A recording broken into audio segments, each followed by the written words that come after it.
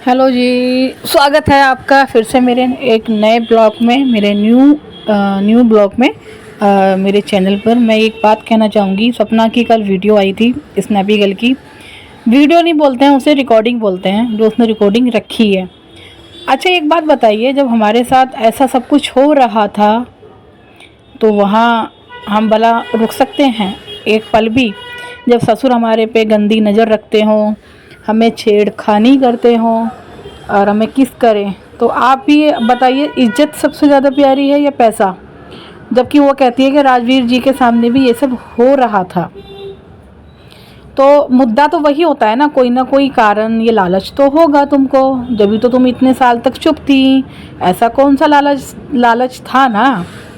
तो यही पूछना चाहते हैं। और ये बात ना कुछ हजम नहीं हो रही है जो आपने कल रिकॉर्डिंग डाली है।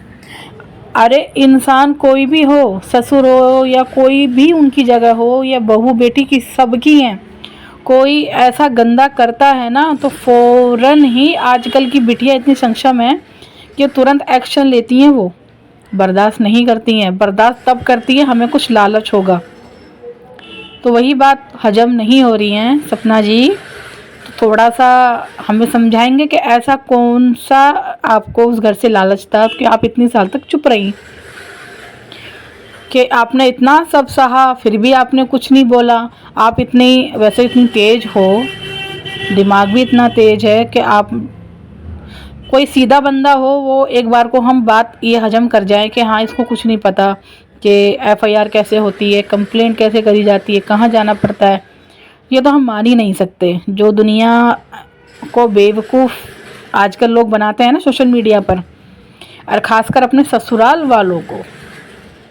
आजकल ये ना एक वो चल गया है ससुराल वालों को बदनाम करने का सोशल मीडिया पर।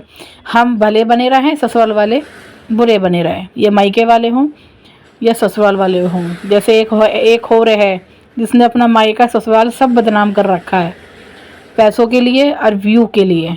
उसने अपनी, हाँ ये कह सकते हैं कि अभी जैसे नेहा आशीष तिवारी की धज्जियाँ उड़ी हैं सोशल मीडिया पर, सपना की ऐसा कुछ नहीं है।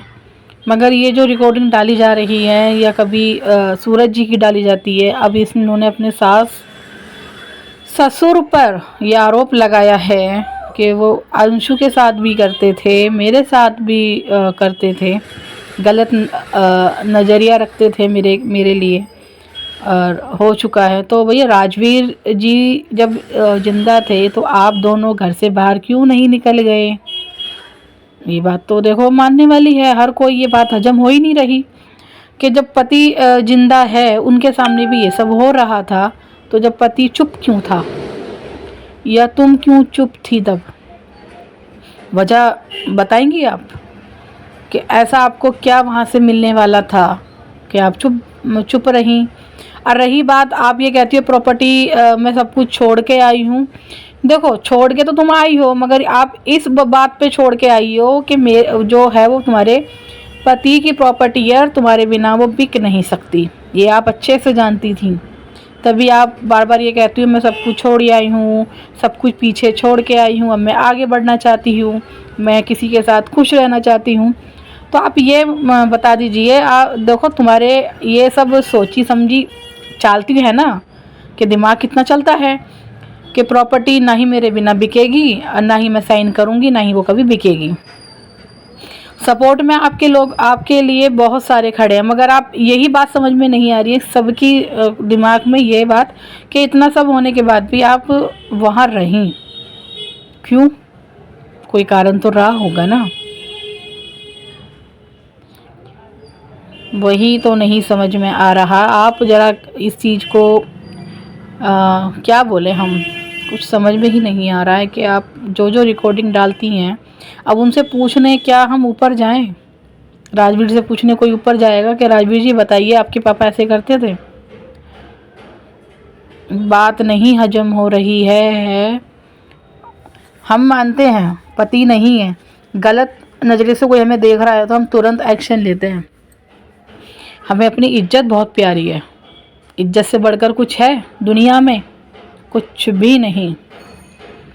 मगर ये हमने देखा है, अब तो आप एक एक चीज़ रख रही हो वहाँ से आने के बाद अब उनके ऊपर ये भी आरोप लग गया है कि वो गंदी नज़र से देखते थे। किस वगैरह भी अंशु को बोला करते थे कि ऐसे करो वैसे करो। देखो कपड़ों के लिए भी कमेंट आए थे, कपड़े ऐसे नहीं पहनने चाहिए जो सब कुछ दिखता हो। तो अब अंशु ही इस बात को क्लियर आके अपने वीडियो में क्लियर करें कि क्या सच है क्या झूठ है। अब अंशु को ही, आपने अंशु के लिए बोला है ना कि वो चलो भाभी नहीं मानती है, एक लड़की के खातिर दूसरी जो लड़की जिसके साथ हुआ है तो एक बार आके बोले सोशल मीडिया पर। वो भी चलो हमें इंतज़ार है, कभी ना कभी तो अंशु आके बताएगी क्या सच है क्या झूठ है। मगर ये बात नहीं हजम है कि आप जो कह रही हो वो सच है।